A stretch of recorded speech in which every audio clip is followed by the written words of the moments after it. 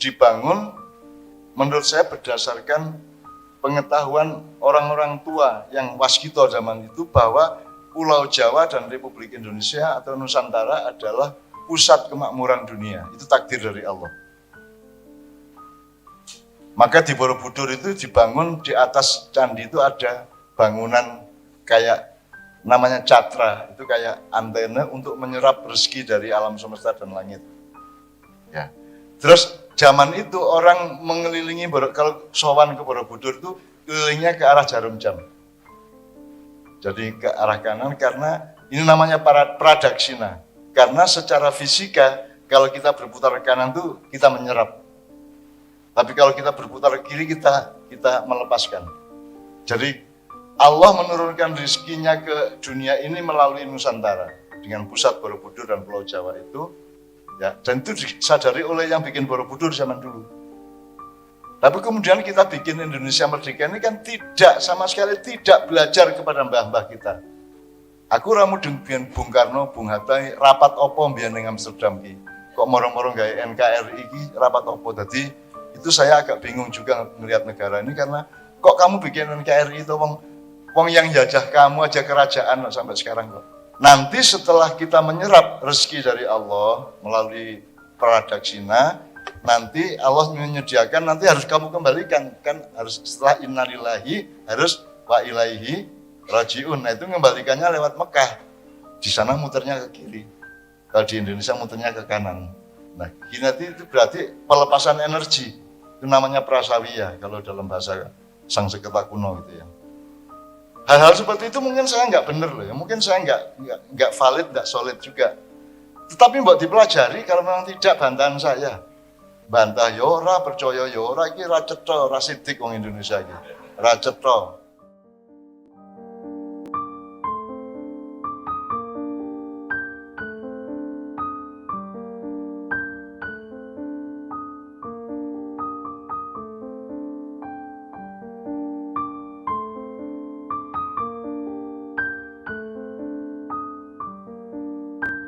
Kita ini kan enggak punya rumusan sebagai umat Islam dunia. Saiki kowe ndelok Timur Tengah kan ya mung arep dadi Eropa to, Mas. Ya mung melu wong barat, melu. Iya melu akan dadi second Eropa, second Europe. Ya. Jadi mereka pikir sukses itu kayak gitu.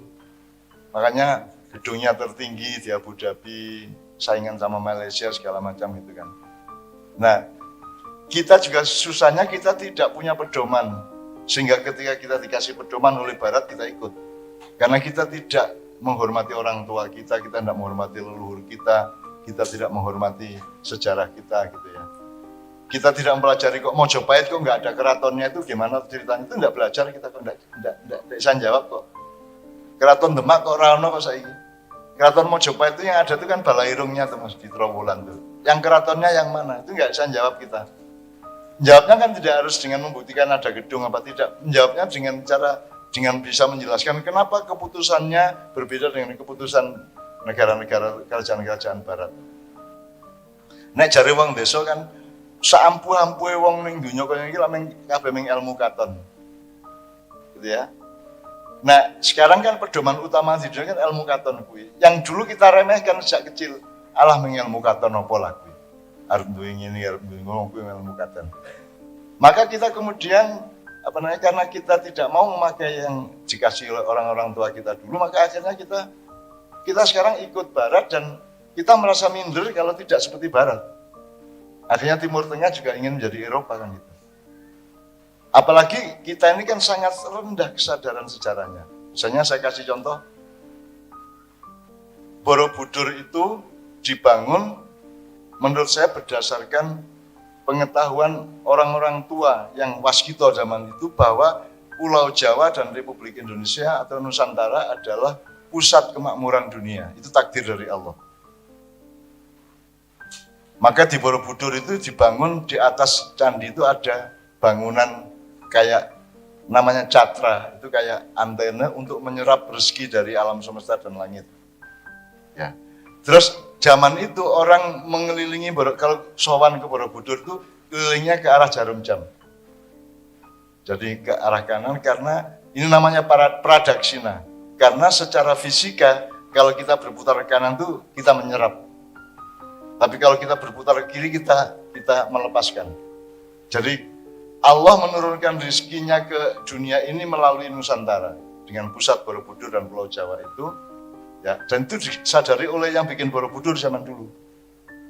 Tapi kemudian kita bikin Indonesia Merdeka ini kan tidak sama sekali tidak belajar kepada mbah-mbah kita. Aku ramu dengan Bung Karno, Bung Hatta rapat opo mbiyen ning Amsterdam ki. Kok moro-moro gawe NKRI ki rapat opo. Jadi itu saya agak bingung juga melihat negara ini karena kok kamu bikin NKRI itu wong yang jajah kamu aja kerajaan sampai sekarang kok. Masih kerajaan Belanda, Inggris, Spanyol, Jerman aja kerajaan loh Mbak sampai sekarang. Kok kita tuh republik ijen-ijen ini bagus sih karu-karuan. Malaysia aja masih kerajaan dan republik ya, masih kerajaan ya. Jadi sistem pemerintahannya, sistem politiknya berbeda. Sekarang kita lebih ngawur, kita tidak punya MPR, ada MPR-an gitu ya. Kita tidak punya majelis tinggi, kita tidak punya pengambil keputusan. Kalau di Malaysia kan MPR-nya adalah raja-raja bergilir, kemudian eksekutifnya Perdana Menteri ke bawah yang dipilih. Meskipun dipilih rakyat, tapi kan mereka posisinya ada di bawah MPR-nya, kerajaan-kerajaan. Kita kan tidak punya. Sekarang kalau kita mau rekrut kerajaan Nusantara ada 163 jumlahnya. Itu juga sudah degradasi, mereka udah nggak sadar juga, udah nggak paham juga gitu. Jadi sudah terlanjur kita hancurkan selama 70 tahun ini kita hancurkan yang namanya masa silam kita itu. Nah, kembali ke Borobudur, Catra itu dikelilingi oleh orang Hindu Buddha waktu itu ke arah Jarumjang untuk menyerap. Karena dulu Indonesia menjadi negara maritim itu juga karena rahmat Allah. Menurut yang saya dapatkan itu ya. Jadi Allah menyuruh para malaikat turun sini untuk menuangkan air sebanyak-banyaknya sehingga 2/3 tanah air kita itu maritim, Pak Laut. Dan sampai hari ini kita belum punya kabinet maritim. Sampai hari ini kita masih kabinet darat dan cara berpikir kita masih cara berpikir darat, belum cara berpikir lautan. Padahal lautan itu kan paling sehat, paling kaya, paling segala macam. Dan kita tidak punya kabinet itu. Hanya punya menteri kemaritiman tapi tidak berpikir secara komprehensif soal itu. Nanti setelah kita menyerap rezeki dari Allah melalui pradaksina, nanti Allah menyediakan, nanti harus kamu kembalikan. Kan harus setelah innalillahi, harus wa ilaihi rajiun. Nah itu mengembalikannya lewat Mekah. Di sana muternya ke kiri. Kalau di Indonesia muternya ke kanan. Nah nanti itu berarti pelepasan energi. Itu namanya prasawiya kalau dalam bahasa Sanskerta kuno gitu ya. Hal-hal seperti itu mungkin saya nggak benar loh ya, mungkin saya nggak valid, nggak solid juga. Tetapi mbok dipelajari kalau memang tidak bantahan saya. Bantah yora, percaya yora, ini racetro, rasidik wong Indonesia ini. Racetro. Nah iya ya yora, ini mereka iyone so ora, orane so iya kan gitu kan. Indonesia itu kan sidiknya lemah sekali Mbak. Maka sukar amanah. Dari pada segala urusan, prosesnya, eskalasinya, strukturnya, sistemnya itu kelemahan utamanya adalah tidak sidik gitu. Ora tenanan. Ora tenanan. Jadi nggawa Islam ini ya ora tenanan. Menurut saya loh. Tafsir-tafsir yang kita terima di sini itu selama 14 abad sejak Rasulullah itu menurut saya juga kok ngono toh ya. Misalnya tadi itu loh, walatan sinasibaka minat dunia bukan fit dunia. Walatan sinasibaka minat dunia. Jadi itu ada sebuah perjuangan panjang menuju akhirat. Kalau kembali ke istilahnya Pak Muniki persentase tadi, akhiratmu berang persen, dunia berang persen. Kalau pakai cara berpikir Allah tadi, akhirat 100%, dunia 100%. Karena di situ bukan matematika material, bukan dialektika materialnya Hegel sama Karl Marx gitu ya. Di situ itu algoritmanya itu al-khawarizmi. Jadi algoritmanya itu algoritma rohaniyah gitu. Itu jadi bukan 80 semua itu dunia, semua itu akhirat. Begitu mindsetnya. Kata saya contohkan tadi loh. Saiki kamu nempeleng orang di pinggir jalan tuh ya urusan dunia ya urusan akhirat sekaligus. Jadi dunia akhirat itu sebuah sekaligus. sebuah kesatuan.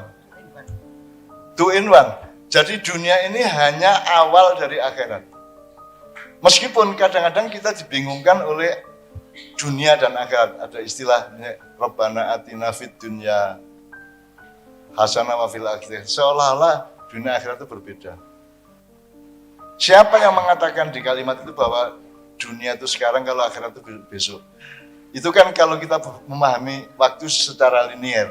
Kalau waktu ternyata tidak linear gimana? Kalau waktu ternyata siklikal gimana? Makanya kita tuh harus belajar banyak. Harus belajar metafisika, harus belajar biologi, metabiologi, dan seterusnya gitu. Supaya kita tidak mudah dan terlalu gampang dihapusi oleh kebodohan kita sendiri. Sekarang ngurusi alif lam mim aja enggak bisa kita kok. Alif lam mim artinya apa, Mas? Baca semua terjemahan Quran di handphone Anda. Kalimatnya gimana ya? Hanya Allah yang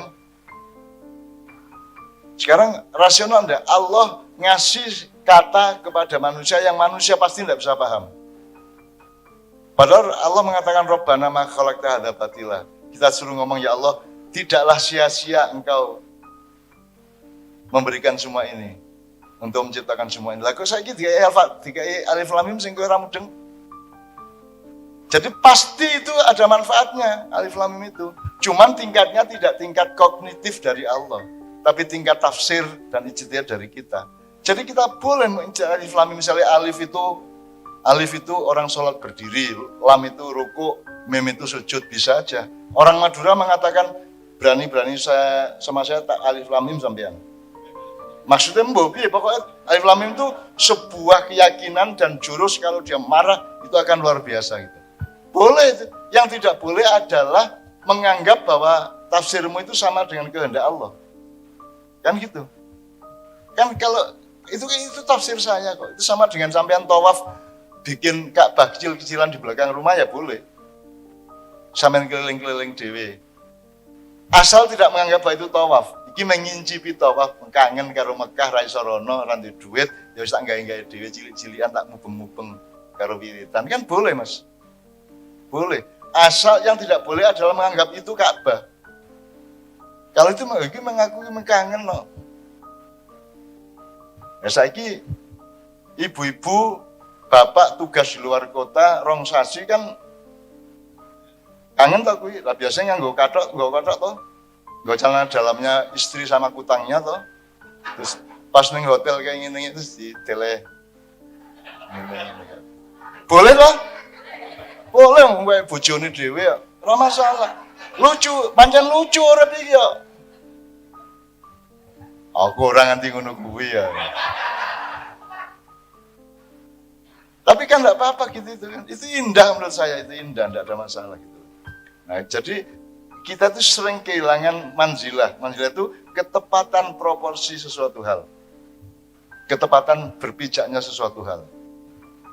Ya, makanya Rabbi anzilni munzalan mubarakan itu supaya kita terbiasa untuk ditepatkan oleh Allah.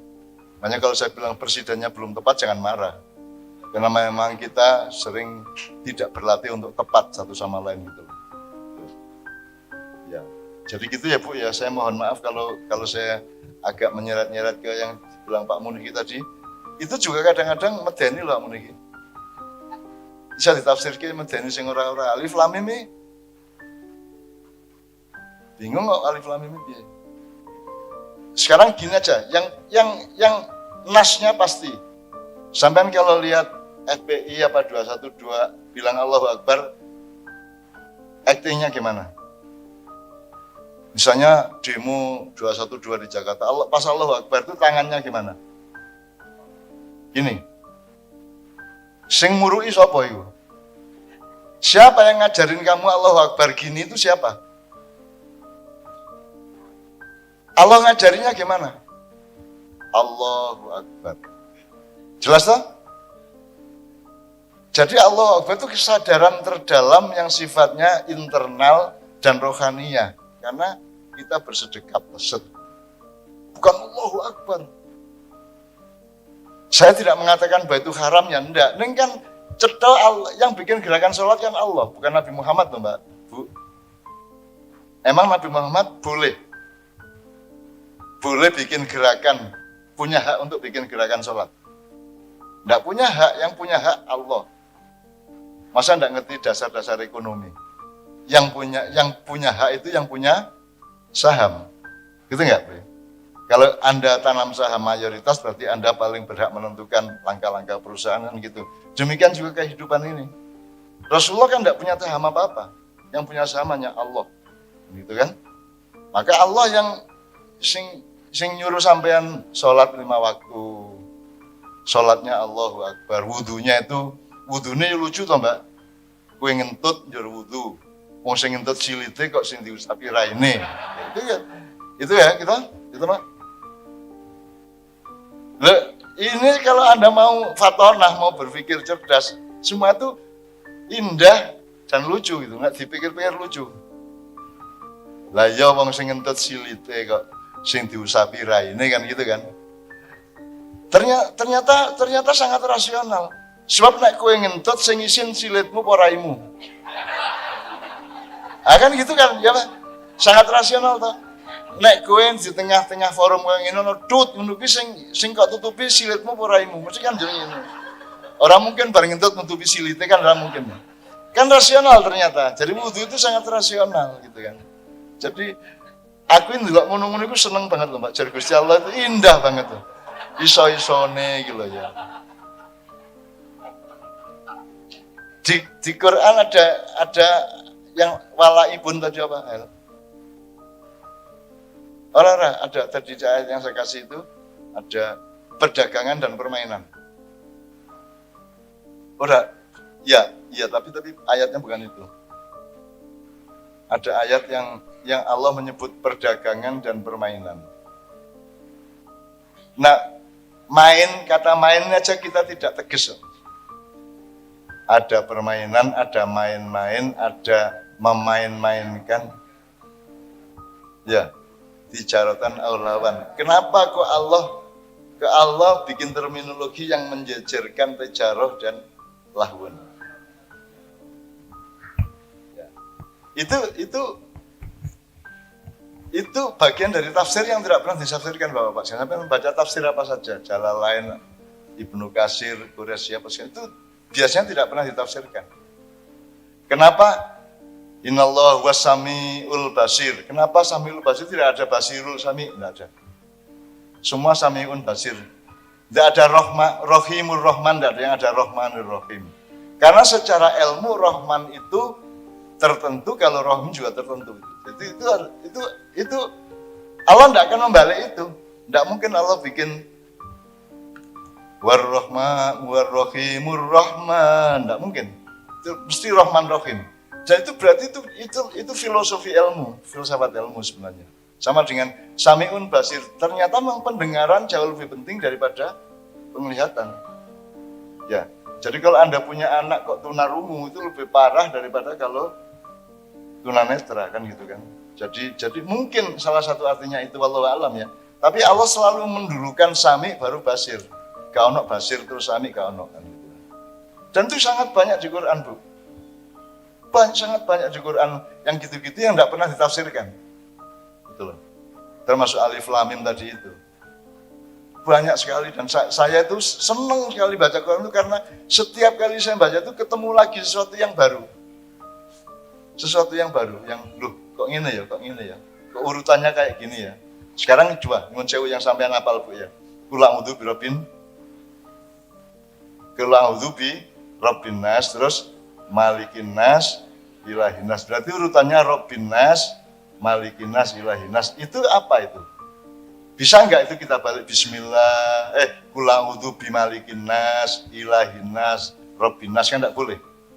Qul a'udzu bi Rabbin Nas, baru Malikin Nas, baru Ilahin Nas. Itu 3 urutan itu berarti ilmu sosial. Itu manajemen sosial, manajemen politik, manajemen dagang, manajemen apa saja. Jadi nomor 1 itu mindsetnya harus rububiyah atau robun. Sampean kepada anak, kepada suami, kepada anak buah, kepada siapa saja itu nomor 1 harus ke pengasuhan. Nomor 1 punya jiwa mengasuh, jiwa mengayomi. Nanti kalau ada masalah sedikit baru boleh sedikit keluarkan bahwa sampean berkuasa. baru malikin nas, kan gitu kan. Kalau masih ada problem lagi, baru ilahin nas, duduki kekuatanmu. Ilah itu kan yang maha disembah, artinya dia sangat kuat sehingga dia disembah. Jadi jangan dibalik, jangan bikin manajemen ilahin nas dulu baru malikin nas, terus Robin nas enggak. Robin nas ini mindset semua manajemen, semua, apa saja, sepak bola kayak apa kayak. Bahkan saya tidak sukar untuk pakai Al-Fatihah menjadi acuan untuk melatih sepak bola. Saya sangat dekat sama sepak bola loh, Mas. Ya. Loh, semua urusan. Anda pikir sepak bola itu tidak butuh sabar, tidak butuh iman, tidak butuh toleransi, tasamuh, tidak butuh kasih sayang. Semua yang Anda kenal dari agama itu dibutuhkan ketika main sepak bola. Kita butuh semua itu. Dagang juga gitu. Dagang itu ya Anda harus sayang sama pembeli, ya mejanya harus bersih, meladennya harus sopan, dan itu kan semua nilai agama. Jadi siapa bilang bahwa agama sama ekonomi itu sesuatu yang berbeda? Ekonomi sangat membutuhkan agama. Dan agama harus diterapkan melalui antara lain ekonomi kan gitu.